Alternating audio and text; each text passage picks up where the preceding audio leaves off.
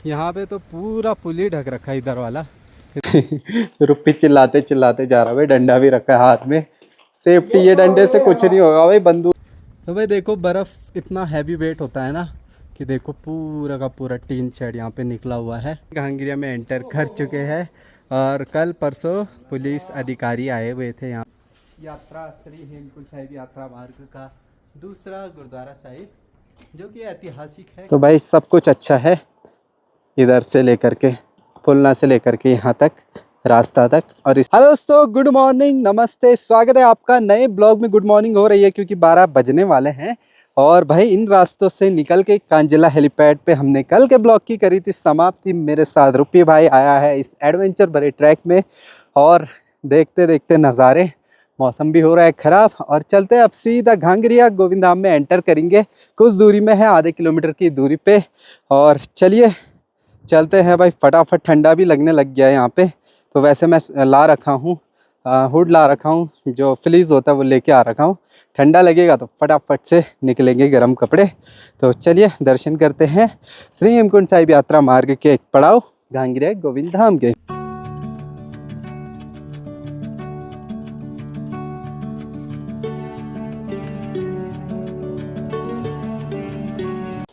भाई अब कांजिला के ऊपर जितना ऊपर जाते हैं ना, बुरांस का फूल कम होना शुरू होता है, कम कम दिखते हैं, छोटे छोटे पेड़ होने शुरू हो जाते हैं। और काफ़ी वाइट कलर के फ्लावर हो जाते हैं, पिंक और वाइट, जो कि जहरीले होते हैं, जूस भी नहीं बनाया जाता।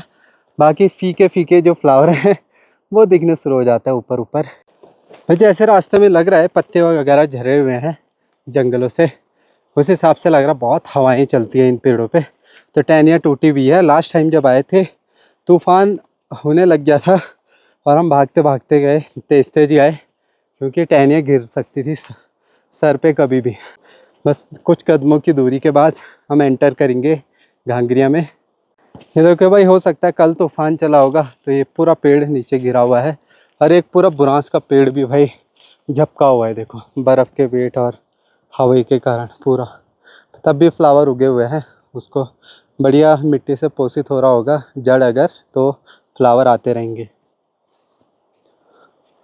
तार वगैरह भी टूट रखे हैं भाई, ये सारे दोबारा से लगाने पड़ते हैं। तो हर वर्ष का काम है बर्फ़ तूफान की वजह से कि नए सिरे से तार वगैरह जोड़ना पड़ता है, इंटरनेट कनेक्शन, लाइट कनेक्शन, हर एक चीज़। तो भाई अब पहुंचने वाले हैं डेंस एरिया में, तो इसलिए जानवरों के डर की वजह से हमने गाना शुरू कर दिया, स्पीकर निकाल दिया है। अब तक नहीं बजाया था गाना, बट ये ज़रूरी है भाई, थोड़ा सेफ्टी तो रखनी ही पड़ती है जानवरों से, क्योंकि भालू हमने देखे हैं भाई ऑन सीजन के टाइम पे यहाँ पे। तो आजकल क्यों ना होंगे, वो उनका घर ही यही है, तो वो तो ज़रूर होंगे भाई। तो इसलिए सेफली जाना पड़ेगा। बाकी उम्मीद नहीं थी कि सामने बर्फ़ होगी गोविंद धाम में, और बर्फ़ दिख ही गई भाई लिटरली। यहाँ तो बहुत लेट में पिघलती है। ये देखो एंट्री होते ही बर्फ़ से स्वागत हमारा। वाह वाह वाह, मज़ा आ गया। बशर्ते ज़्यादा बर्फ़ नहीं है, कहीं कहीं पे थोड़ी बहुत है, बाकी रास्ता तो क्लियर ही नज़र आ रहा है। आगे भी देखते हैं आगे क्या होता है।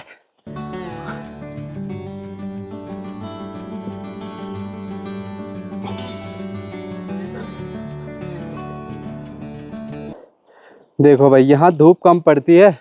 मैं कल आपको वीडियो में बता भी रहा था कि गोविंद धाम में थोड़ा डेंस एरिया है, पेड़ ज़्यादा हैं, तो धूप कम पड़ती है, जिससे बर्फ़ ज़्यादा भी लगती है और पिघलती भी लेट में है। तो बर्फ़ है यहाँ पे अभी टिकी हुई। बाकी रास्ते भर में जहाँ धूप अच्छी पड़ती है तो वहाँ पे कोई बर्फ़ नहीं है, बढ़िया एरिया हो गया है। घांगरिया में एंटर कर चुके हैं और कल परसों पुलिस अधिकारी आए हुए थे यहाँ पे, एसओ साहब जी, जो कि यहाँ का निरीक्षण करने आए थे। तो आज हम पहुँच गए भाई निरीक्षण करने के लिए।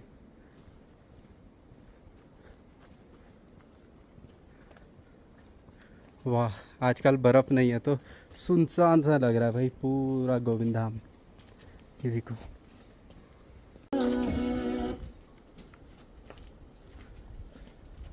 तो भाई जब पहले बार आए थे यहाँ पे भालू ने इतना नुकसान किया था, अभी भी डर लग रही है वैसे तो देखो आगे पेड़ों के जो हैं वो घिरे हुए हैं टुकड़े, टहनियाँ यहाँ भी तोड़ रखा था भाई सामने वाले उसमें। बाकी ये देखो बर्फ़ की वजह, वेट की वजह से ना जो इस शटर लगाए हैं उनका जो ओवरहेड रहता है वो सारा नीचे गिरा हुआ है भाई। नुकसान तो हर वर्ष का थोड़ा बहुत होता ही है, मेंटेन करना होता है बस, और कुछ नहीं।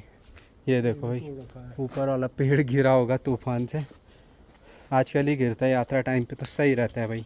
तो भाई ये देखो बीच बीच में भी बर्फ़ थोड़ी बहुत बची हुई है जहाँ पे छाँव रहती है, और धूप अच्छी ना होने की वजह से बर्फ़ ऐसी की ऐसी रहती है भाई। देखो इधर भी पूरी बर्फ़ है, पर अभी थोड़ा संभल के जाना पड़ेगा देख देख के, क्योंकि भालू भी घूम रहा होगा इधर हमारे साथ, कहीं आमना सामना ना हो जाए। आमने सामने में तो हमारी हार निश्चित है तो हम उस चीज़ को देखना नहीं चाहते हैं जिसमें हमारी हार हो। हम दूर ही रहेंगे इस चीज़ से, भालू से दूर ही रहेंगे। ना भी दिखे हमें खुशी है, दिखे तो 2 किलोमीटर दूर, दिखे 4 किलोमीटर दूर, तब जाके ठीक होगा। तो भाई देखो बर्फ़ इतना हैवी वेट होता है ना कि देखो पूरा का पूरा टीन शेड यहाँ पे निकला हुआ है। जो अभिषेक है जो बर्फ़ के टाइम पे आया था मेरे साथ, उसकी दुकान थी वो पूरा झपक गया भाई। फिर से उठाओ फिर से लगाओ, कितना काम एक्स्ट्रा बढ़ जाता है। तो भाई सबसे ज़्यादा डर तो मार्केट के बीचों बीच लगता है भाई, बहुत ज़्यादा। म्यूज़िक चलाते चलाते जा रहे, देखते देखते थोड़ी भी आवाज़ आ रही ना शटर की, ऐसे लग रहा है कि भालू ही होगा भाई, क्योंकि डर ऐसा बैठ गया मन में हमारे चलो जी पहुंच चुके हैं दरबार साहब के बिल्कुल सामने, और यहाँ पे बिल्कुल भी बर्फ़ नहीं है, ना के बराबर है। और इंस्पेक्शन के लिए आते रहे होंगे सेवादार जी, जो देखो यहाँ अंदर लेकिन बर्फ़ ज़रूर है थोड़ी बहुत। अंदर ताला लगा हुआ है, तो दर्शन कराएंगे आपको बाहर से दरबार साहिब के।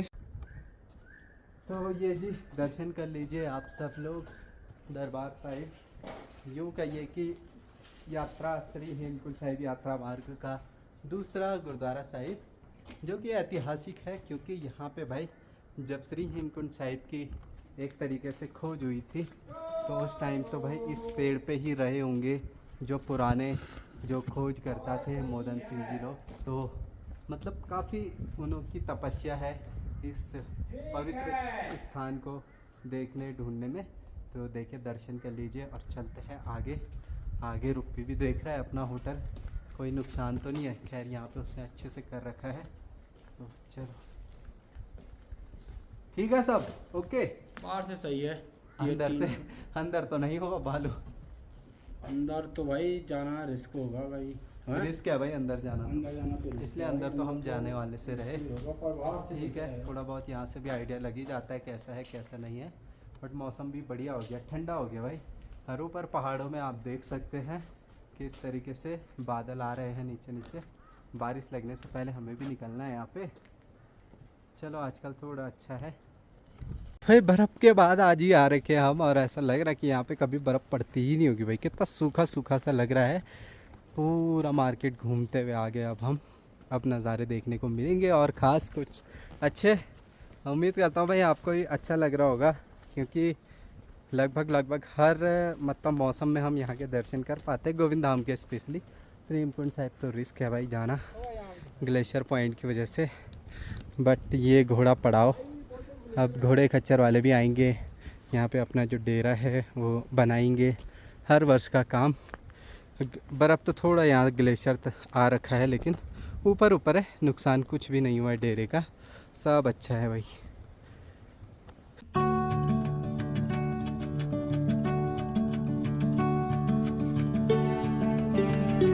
भाई जो लक्ष्मण गंगा है उधर से कोई ग्लेशियर नहीं दिख रहा है, लेकिन इस साइड से थोड़ा आ रखा है हल्का सा, वो उधर ही जंगल के पास है, कुछ नुकसान नहीं है। बाकी यार ऊपर से आ रही है लक्ष्मण गंगा श्री हेमकुंड साहिब से, लेकिन ग्लेशियर पॉइंट भी अभी नज़र नहीं आ रहा है।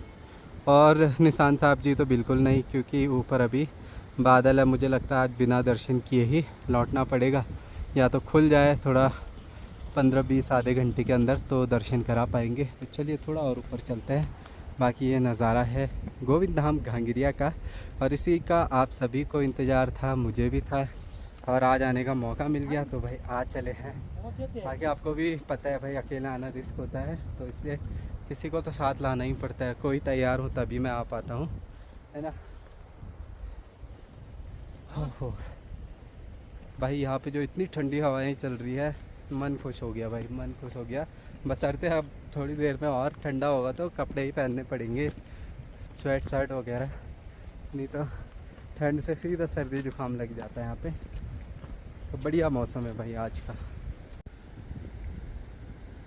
देखिए छोटे छोटे फ्लावर हो रखे, ये बुरांस के फूल नहीं है, ये किसी और चीज़ के ही फ्लावर हैं, लेकिन आजकल स्प्रिंग टाइम में भी ऊपर ऊपर उगने शुरू हो जाते हैं। ये बहुत सारे हैं, पेड़ ही पेड़ है इनका, पर लेकिन लाइट कलर है भाई। और ये देखिए जी, यहाँ पे तो पूरा पुल ही ढक रखा है। इधर वाला तो निकाल देते हैं, बर्फ़ का ही डर रहता है, और उधर वाला छोटा सा बचा हुआ है, लेकिन वो पिघल जाएगा तो रास्ता बना रहेगा। देखो इसमें अभी हम बर्फ़ में जा सकते हैं, वैसे इतनी ज़्यादा बर्फ़ और ग्लेशियर आ रखा है। ये सब ऊपर से ही आता है, क्योंकि बहुत तीखा स्लोप है वहाँ पे, बिल्कुल डीप स्लोप है, जिसकी वजह से बर्फ़ आता है। बाकी रास्ता बिल्कुल सेफ़ है इधर से ऊपर तक, और ऊपर हो सकता है थोड़ा सा जो है ग्लेशियर पॉइंट जो हर वर्ष रहता है वहाँ पे हो बर्फ़। बाकी यहाँ रास्ता तो ओपन ही लग रहा है अभी तक देखने के हिसाब से, बाकी कुछ आइडिया लग नहीं पा रहा भाई। ग्लेशियर होगा तो इधर होगा कहीं इससे आगे। बाकी ऊपर का व्यू तो भाई नज़र नहीं आ पाएगा, बहुत मुश्किल है जितना भी रुके, क्योंकि बादल और नीचे नीचे आ रहे हैं, जो ये कोहरा होता है बादल। बाकी यहाँ पे लेट के रुपये भाई फ़ोटो खींच रहे हैं अलग अलग एंगल से। फ़ोटोग्राफ़र FOTOGRAPHER, ये वाला फ़ोटोग्राफ़र है, PHO वाला नहीं है। तो लक्ष्मण गंगा के दर्शन भी हो चुके, जय हो प्रभु। चलो भाई, लक्ष्मण गंगा के दर्शन करके ही हम श्री हेमकुंड साहिब के अमृत सरोवर के दर्शन कर लेते हैं, गुरु घर के दर्शन कर लेते हैं, लक्ष्मण भगवान जी के दर्शन कर लेते हैं। तो यहीं से वो चीज़ अगर महसूस करो तो आप भी करो, आप भी दर्शन करो एक बार अच्छे से, और जो भी प्रार्थनाएं हैं आपके मन के अंदर तो वो बताओ।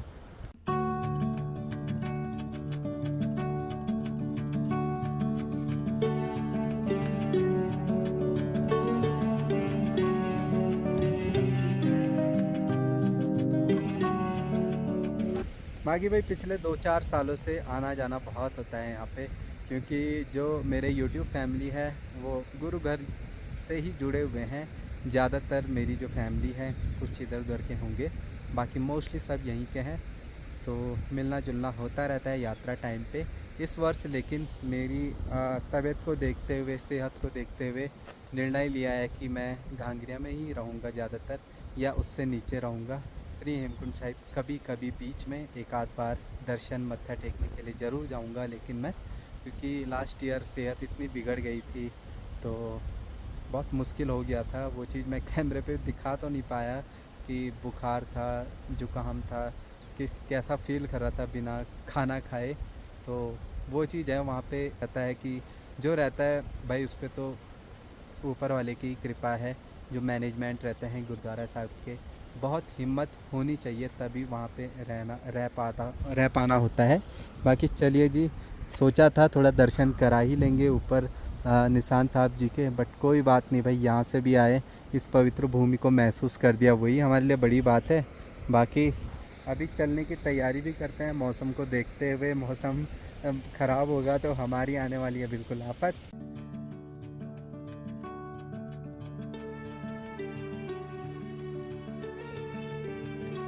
तो भाई ये जो आपको दिख रहे हैं ना, ये पुल का मटेरियल है, जो यहाँ पे पुल निकाल दिया जाता है हर वर्ष, क्योंकि ग्लेशियर आता है। तो अब ये फिर से जोड़ देंगे, फिर से पुल बन जाएगा घोड़े खच्चरों के लिए और सारे संगत यात्रियों के लिए। बाकी चलिए सीधा रवाना होते हैं इस पवित्र जगह से। इच्छा तो रहने की बहुत करती है, लेकिन रिस्क इतना है कि जानवरों का रिस्क अलग है, पानी का दिक्कत अलग है, बर्फ़ पिघला के नहीं कर सकता। अभी पूरे मार्केट में पानी नहीं आ रहा होगा गोविंद धाम में, क्योंकि पाइपलाइन सारी टूटी होगी, उसको फिर ठीक करना पड़ता है हर वर्ष की तरह, तब जाके वाटर सप्लाई आती है। तो यहाँ जो है लाइफ टफ है। तो बाकी संगत जी शिकायतें भी कभी कभी करती हैं यात्रा टाइम पे कि मतलब रहने की जगह नहीं मिलती है, महंगा है। महंगा होने का रीज़न आप साफ समझिए भाई, आप अगर सिटी में रहते हैं तो आपके पास ही दुकान है, आप तुरंत लेके आ सकते हो। और यहाँ से जो मटेरियल आता है वो ऋषिकेश देहरादून से, फिर ट्रांसपोर्टेशन का चार्ज, फिर घोड़े खच्चरों का चार्ज, वो डबल रेट में भी मिल ही जाता है। तो इस चीज़ के लिए बुरा ना मानिए, क्योंकि हर जगह जो कठिन यात्रा वाले इलाके हैं, केदारनाथ धाम में भी और यहाँ भी श्री हेमकुंड साहिब यात्रा मार्ग में भी थोड़ी महंगी आपको मिलेगा, खाने पीने की चीज़ें रेट डबल हो सकते हैं, बट जो काम कर रहे हैं यहाँ सिर्फ आपकी सेवा के लिए, थोड़ा उनका भी घर चलेगा, है ना, थोड़ा उनको भी प्रॉफिट होना चाहिए। इस ठंड में रहना और यहाँ तक ट्रांसपोर्ट करना, पैदल चलना, हर एक चीज़ में मेहनत है, तो वो चीज़ आप लोग भी ज़रूर समझिए, विचारिए और सोचिए। तो भाई सब कुछ अच्छा है, इधर से लेकर के पुलना से लेकर के यहाँ तक रास्ता तक, और इससे ऊपर भी आर्मी वाले आए थे गोविंद धाम तक, और पुलिस फोर्स भी आई थी यहाँ पे देख रेख करने के लिए, इंस्पेक्शन के लिए, और आज हम भी आ गए, तो सब अच्छा है। आप लोग भी जान रहे हैं और देख रहे हैं। रूपी भाई को डर भी लग रही है भाई भालू की, डरना भी जायज़ है भाई, है ना, अटैक भी तो कर सकता है भालू। तो स्पीकर लगा रखा और थोड़ा आवाज़ करते करते जा रहा है, ताकि अगर भालू होगा भी तो वो खुद स्वयं भाग जाएगा। चलो चलते हैं, थोड़ा वो भी देख लेगा अपना होटल दुकान, थोड़ा मैं भी आगे पे देख लूँगा कुछ नुकसान किया है कि नहीं किया है। तो जी चलिए, पीछे तो देख लिया है, भालू ने नुकसान कर रखा है एक दरवाजे को तोड़ करके, बाकी तो लगभग सब ठीक है। ठीक है, इधर से तो नहीं है नुकसान, इधर से तो नहीं है, ये भी सही है। चलो जी चलते हैं अब सीधा आगे मार्केट से, आराम आराम से देखते देखते। रुपी चिल्लाते चिल्लाते जा रहा भाई, डंडा भी रखा है हाथ में, सेफ्टी, ये डंडे से कुछ नहीं होगा भाई, बंदूक भी रखे है तब भी कुछ नहीं होने का, बचाओ कुछ नहीं होता है।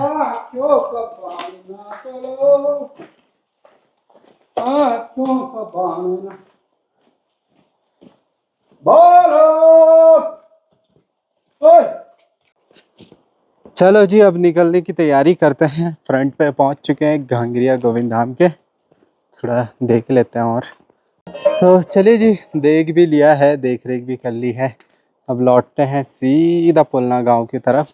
भाई यहाँ टेम्परेचर इतना लो रहता है ना, मोबाइल ठंडा पड़ रखा है, और इसकी बैटरी भी ड्रॉ डाउन बहुत जल्दी होती है। मतलब भ्यूडार गाँव पे थी 74.5 थी परसेंटेज, और उसके बाद यहाँ आने तक की अभी तक की 22% आसपास बैटरी बची हुई है।